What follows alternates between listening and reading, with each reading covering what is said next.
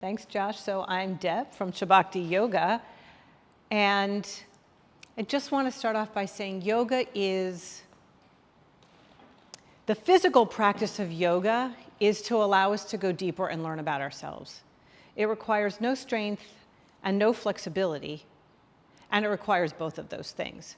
So when we practice and when I lead you through this next flow of postures, remember that while you will get the benefits of strengthening, while you will get the benefits of opening and flexibility, hopefully you will also get the benefit of being open to yourself, to learn more about yourself, and to touch into the greatness that lives within you. So we'll begin very simply by learning some of the more common poses that you might see in a yoga class and something that you can do at home with only the space that you see underneath my feet. So you don't need a lot of room to do yoga. You just need a lot of willingness to do yoga.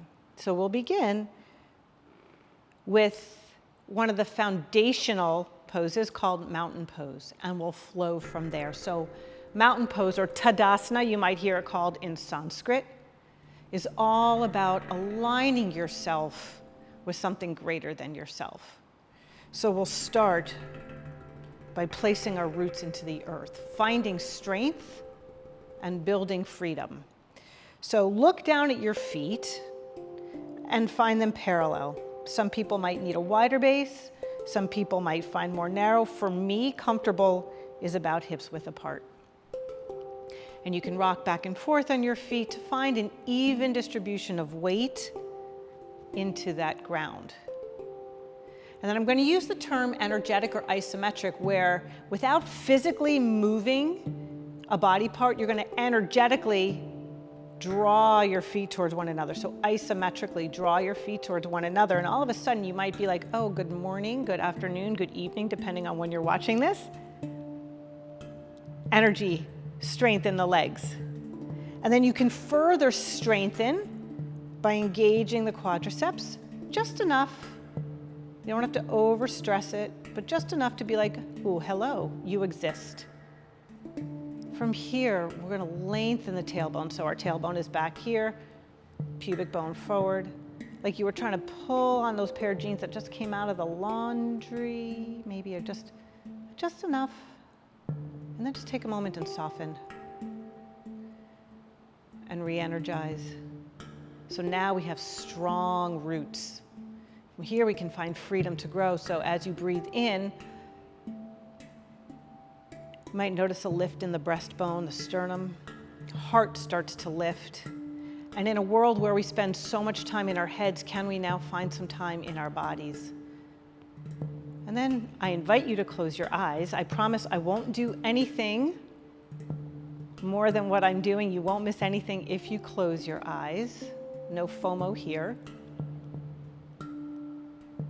And start to just notice, because yoga, again, although it's a wonderful physical practice for strength and flexibility, primarily is a teacher. Notice your breath. Notice where, as you stand now in alignment and let the crown of your head reach up, maybe the chin more or less parallel to the earth, as my teacher tells me, eyelashes parallel to the earth, you feel stuck. You feel where you're overworking, where you feel lax, and then bring some balance by softening those parts, like the jaw perhaps, or the shoulders that feel tight, and bring some energy to maybe the spine where you find that you are needing more strength. So again, finding flexibility in the parts that are strong, finding strength in the parts that are soft, to find that balance.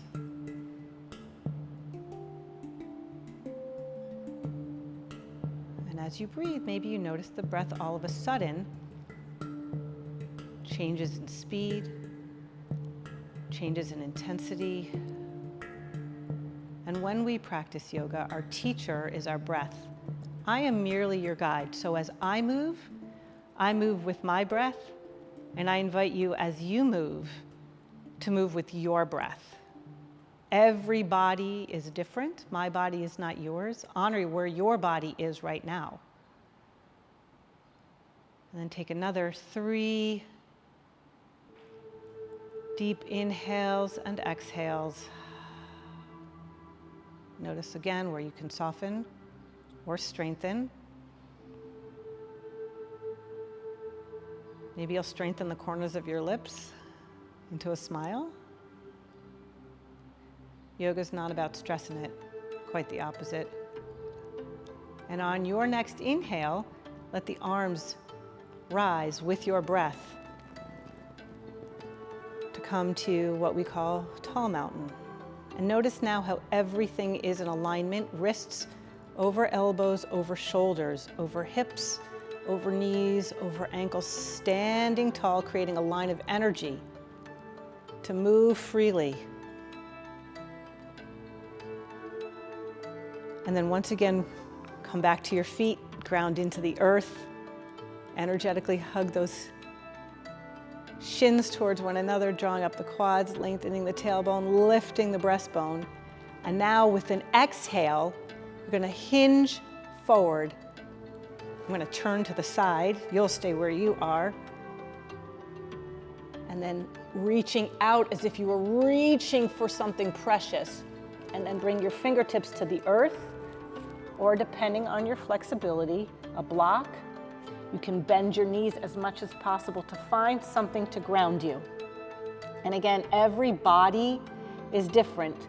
Don't have blocks, 2 books, 2 toilet paper rolls, 2 anything more or less matching size can be helpful here.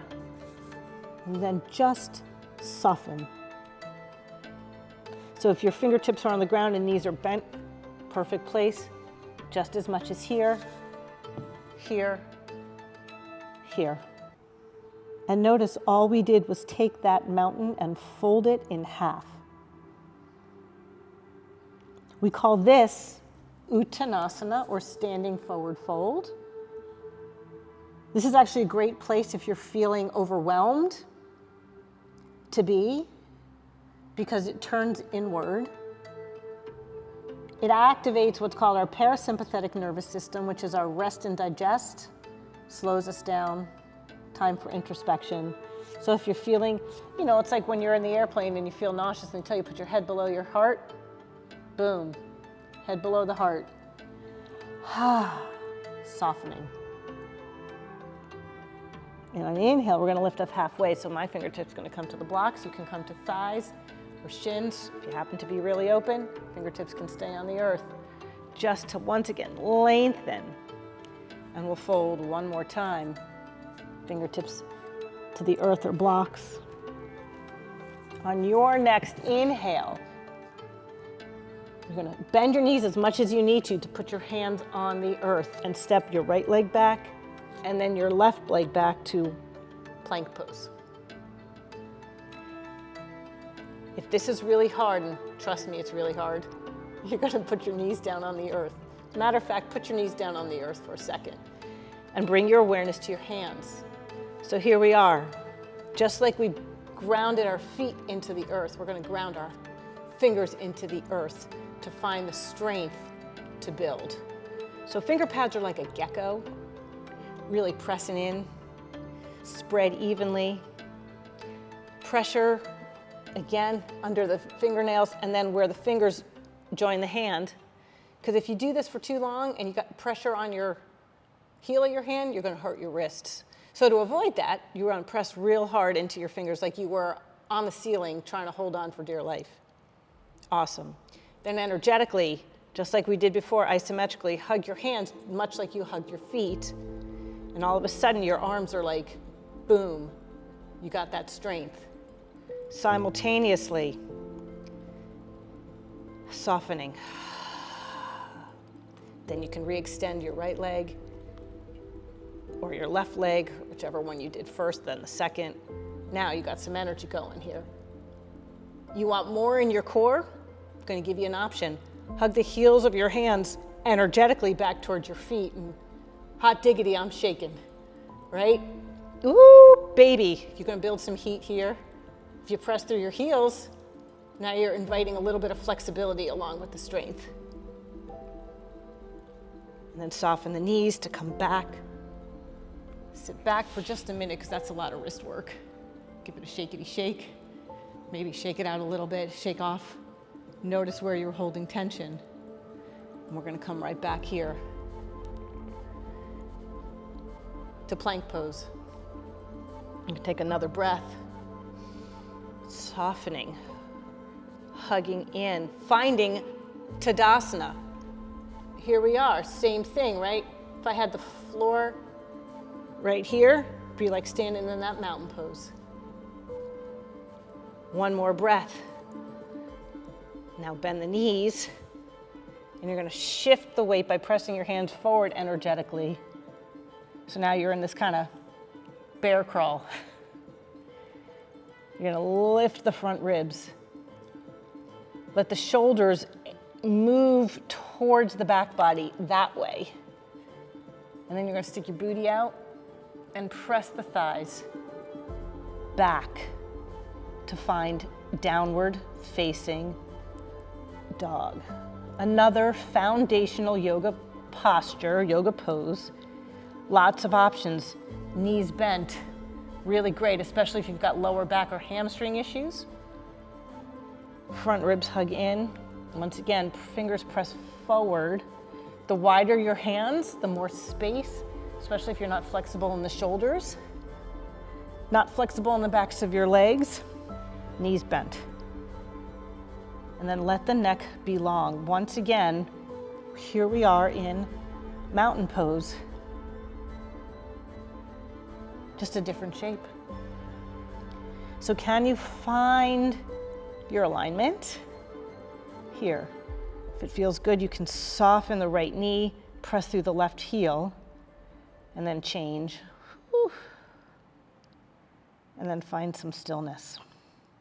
So the goal isn't to get the heels to the mat. The goal isn't to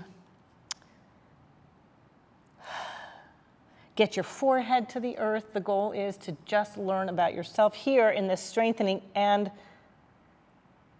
lengthening pose. On your next inhale, look towards your thumbs.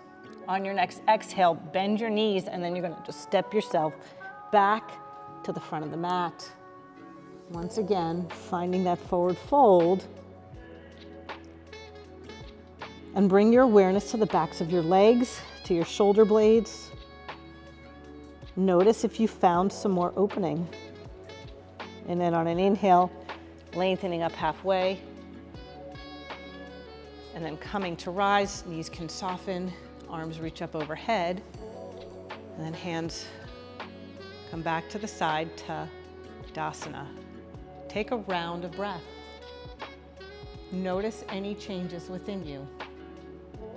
And then inhale with me again. Let your right hand grab your left wrist. And press again into the earth as you side bend to the right.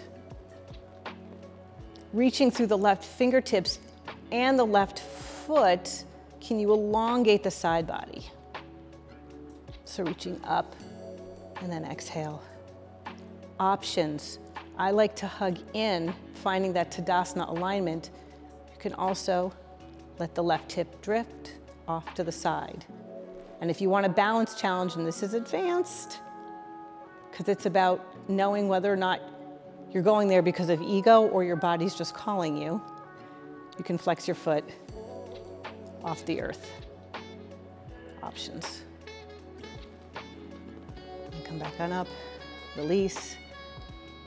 As you let your hands drift down by the side, on an exhale, take a moment, close your eyes, notice any difference from left to right. And then inhale, side two.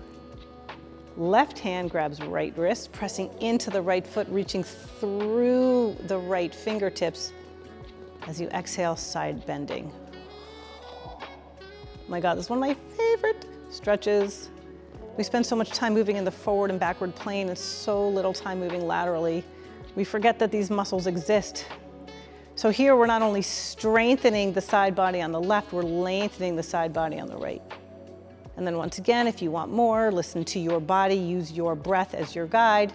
You may choose to move off to one side or lift the leg or not. And then inhale to come up. Once again, exhaling, you might close your eyes, finding mountain pose. Beautiful. Inhale one more time, arms reach up. We're gonna forward fold again. Fingertips come back down to blocks through the earth. Lifting halfway. On your next exhale, bend the knees really deeply, like you were sitting back in a chair, as if there were a seat right here underneath you. Fingertips can stay on the earth, or again, if you want more challenge, bring your arms up as if now you're sitting in a chair and your hands are resting on a table. So here we are in this crunched Tadasana, like somebody took the mountain and crinkled it. But if you notice, we're still knees over ankles, everything's still in alignment, front ribs in. That seat that we were lengthening when we stood up, same. Building strength, building tolerance, building an awareness of how you react to challenging situations. And then fingertips come back to the earth. You shift the weight to your left foot and step the right leg back. Here we are in lunge. Drop the back knee. On an inhale, arms will lift up. And once again, we'll find that alignment, hips over knee, sort of this right angle like you were walking upstairs.